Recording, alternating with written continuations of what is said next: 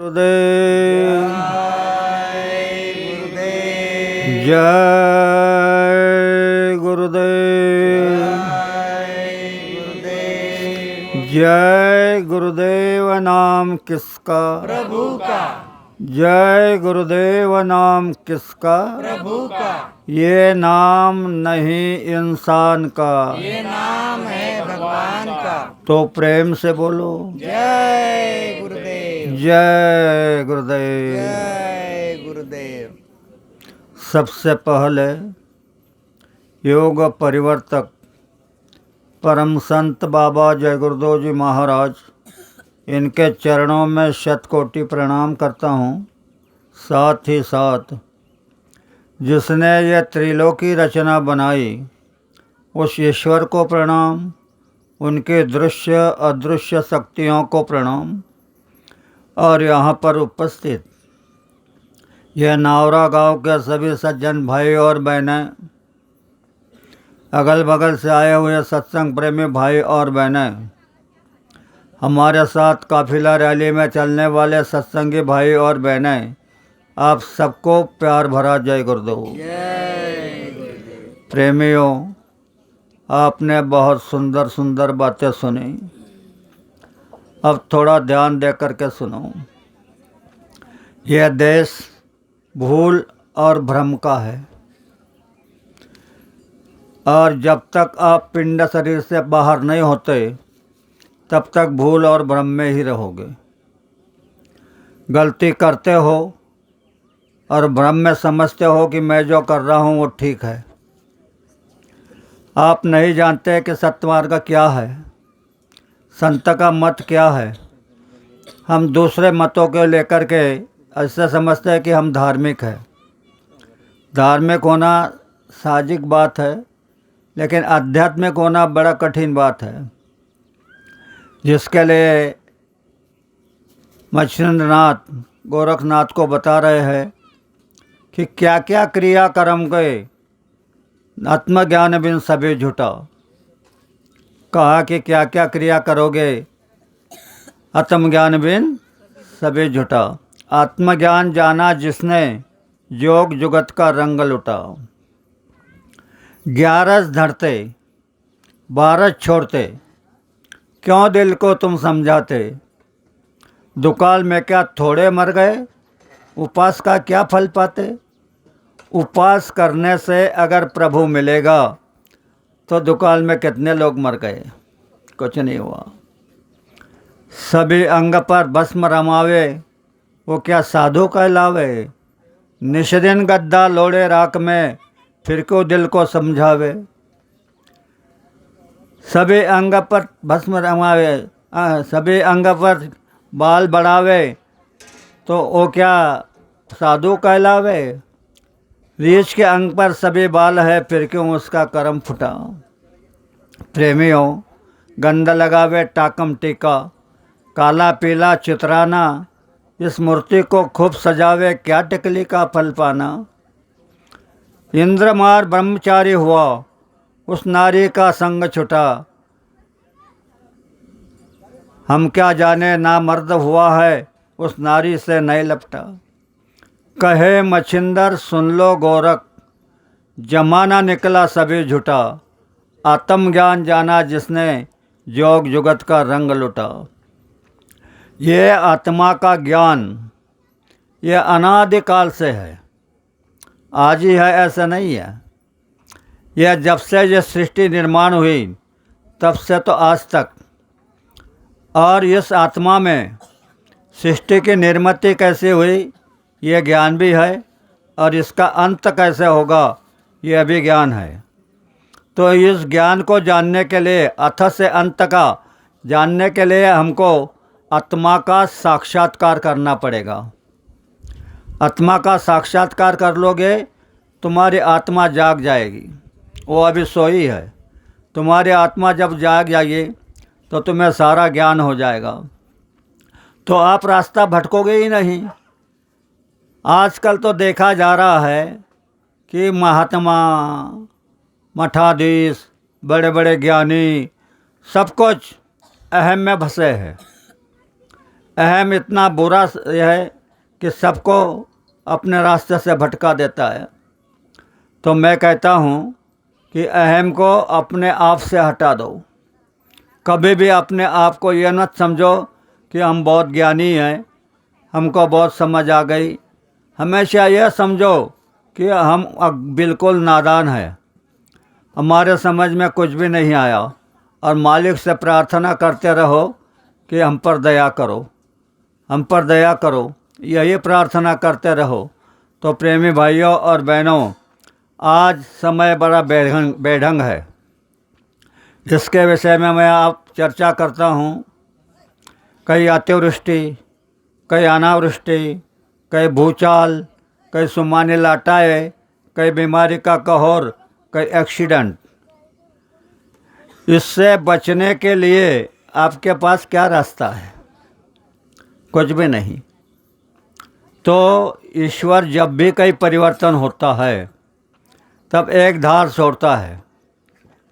वह धार सबकी रक्षा करती है, पर उसके नीचे आ जाए और उसकी पालना कर ले तब तो वो काम करेगी, नहीं तो क्या काम करेगी।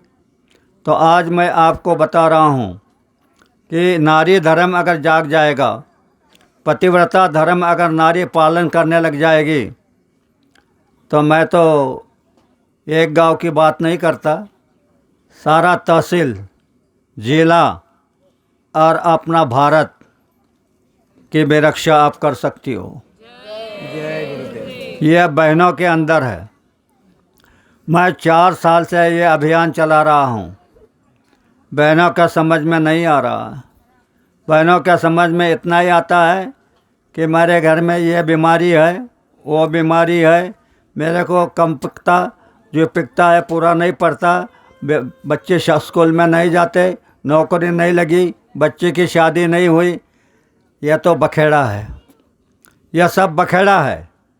इस बखेड़े से अगर आप थोड़ा पीछे हट जाओगे तो थोड़ा आपको दिखाई देने लगेगा कि सच्चा क्या है।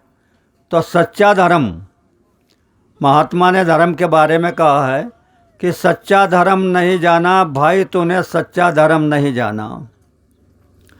माथे पे चंदन तिलक लगावे, माल गले में भारी, गरीबन की कदर नहीं है, क्या बोलेगा बिहारी। सब कुछ कर रहे हो, तिलक लगा रहे हो, हाथ को तिलक, पैरों को तिलक, छाती में तिलक, गले में तिलक, यह सब कुछ कर रहे हो, माला जप रहे हो, पर गरीबों की कदर नहीं, तो क्या बोलेगा बिहारी। धर्म नहीं कहता किसी की बहू बेटी पर निगाह धरो, धर्म नहीं कहता किसी के घर लूटो बर्बाद करो, धर्म नहीं कहता किसी पर हथियार धरो, धर्म नहीं कहता किसी जीवों पर हथियार धरो। तो अपने अपने नेकी से चलना, यह तो धर्म कहता है। और हम धर्मी होकर के अपनी नेकी को छोड़ करके ये बातें कर रहे हैं। तो प्रेमी भाइयों, आगे सुनो। आओ, किसके दिल में दर्द भरा है भारत के बेईमानी का। अगर आप कोई शिक्षा देना चाहते हो तो इस पर ध्यान दो। आओ, किसके दिल में दर्द भरा है भारत के बेईमानी का, देते हैं गुरुदेव दवा उस मरीज को होशियारी का। देते हैं गुरुदेव दवा उस मरीज को होशियारी का। सबसे छोटे बनो, करो कल्याण सभी नर नारी का, इसके खातिर सभी तरीके अजमा लो अख्तियारी का। गुरु ने यह कहा है कि आप सबसे छोटे हो जाओ, सबसे नादान हो जाओ, चाहे बूढ़े हो तो भी नादान हो जाओ, तो वो तुम्हारे ऊपर दया करेगा। और सम्मान तो इतना मिलेगा, इतना मिलेगा कि तुम थक जाओगे। सम्मान की आशा मत करो, सम्मान का त्याग करो, वो तुम्हारे पीछे दौड़ेगा। तुम सम्मान की आशा करोगे तो रास्ता फट जाएगा, दूसरा रास्ता लग जाएगा। तो प्रेमी भाइयों और बहनों, मैं आपको यह बताना चाहता हूँ, इसका सबसे बड़ा उपाय नारियाँ अपने नारी धर्म पे आ जाए। अगर आपने पतिव्रता धर्म की पालना कर ली, पतिव्रता के लिस्ट में आपका नाम आ गया, तो आप सब कुछ कर सकती हो। तो आप कहोगी कि पतिव्रता बनने के लिए क्या करना पड़ेगा? तो सुनो, पतिव्रता बनने के लिए ना पूजा करना पड़ेगी, ना एक पैर पे खड़ा होकर के तपस्या करना पड़ेगी, कुछ भी नहीं करना पड़ेगा। तो क्या करना पड़ेगा? ऊपर का एक नियम है, नारी के लिए धरती पर पति ही परमेश्वर होते हैं। ये कानून है। नारी को किसी भी देवता से बढ़कर उसका पति है। तो अपने पति की सेवा तन मन लगा करके करो, उनके आदेश का पालन करो, भूल कर भी उनसे झगड़ा मत करो। 3 बातें कितनी सस्ती है। आदेश का पालन, झगड़ा मत करो और उनकी सेवा करो। इन 3 चीज़ों की पालना कर ली, मैं बाबा जी के साक्षी में आपके सामने बता रहा हूँ। तुमने इन चीज़ों की पालना कर ली, 6 महीने हो गए या 7 महीने हो गए और देखा कि इधर से तूफान आ रहा है, तो लेना हाथ में जल अनुसया की तरह और कहना कि हे भगवान, मैं बाबा जय गुरुदेव के आदेश का पालन कर रही हूँ। यह तूफान किनारे से निकल जाए। तूफान किनारे से नहीं निकल जाएगा तो बाबा जी को बाबा जी मत कहना। अरे तुम्हारा साक्षी है, इतिहास साक्ष्य है कि देवी ने देवता को बच्चे बनाए, तीनों देवता को। अनुसया ने तीनों देवता को बच्चे बनाए। कैसे बनाए? क्या मंत्र का जाप किया? क्या कोई अनुष्ठान लगाया? कुछ नहीं। तीनों देवी ने अपने पतियों से कहा कि अनुसया का तप बढ़ता जा रहा है तो उनका सतीत्व हरण करो। देवता देवियों को सहने से अनुसया के कुटी के सामने वेश बदल के आ गए और अलग जगा दी। अनुसया कुटिया में गई, मुट्ठी भर अनाज लेकर आई, कहने लगे लो महाराज, ये भिक्षा लो। तो तीनों देवता कहने लगे ऐसे नहीं लेंगे। तो बोले कैसे लेंगे? बोले तुम्हारे वस्त्र उतार दो। अनुसया कहने लगी कि बाप रे बाप, अगर मैंने वस्त्र उतार दिए तो मेरा सतीत्व नष्ट हो जाएगा, और भिक्षा नहीं दी तो मेरा धर्म खत्म हो जाएगा। संकट में आ गई कि क्या करे। तब उसने हाथ में जल लिया और अपने पति से कहा कि हे परमेश्वर, पति परमेश्वर, मैं संकट में हूँ, मेरे लाज को बचा लो। मैं इन पर जल छिड़कती हूँ, तुम इनको बच्चे बना देना। तीनों देवता बच्चे हो गए। आप सब जानते हैं, तीनों देवता बच्चे हो गए। ऊपर में संदेश पहुँचा कि तीनों देवता बच्चे हो गए। तो तीनों देवियाँ अनुसया के कुटी पर आई, हाथ जोड़ के कहने लगे कि माता जी, हमारे पति हमको वापस कर दो। अनुसया ने कहे जाओ, पालने में पड़े हैं, उठा लो अपने अपने पति को। तीनों देवियाँ गई। लक्ष्मी जी अपने पति को उठाने लगी तो विष्णु को उठा ले, ने ब्रह्मा को उठा लिया। सावित्री अपने ब्रह्मा को उठाने लगी तो विष्णु को उठा लिया। और पार्वती अपने पति को उठाने लगी तो ब्रह्मा को उठा लिया। यानी उनका सतीत्व भ्रष्ट हो गया। दूसरे के सतीत्व पर उन्होंने ये किया तो उनका सतीत्व खत्म हो गया। तो प्रेमी भाइयों और बहनों, कभी भी दूसरे के अनहित की मत सोचना, दूसरे पर कभी भी ये मत करना। अगर आप दूसरे का अनहित सोचोगे तो तुम्हारा ही अनहित होगा, दूसरों का नहीं होगा।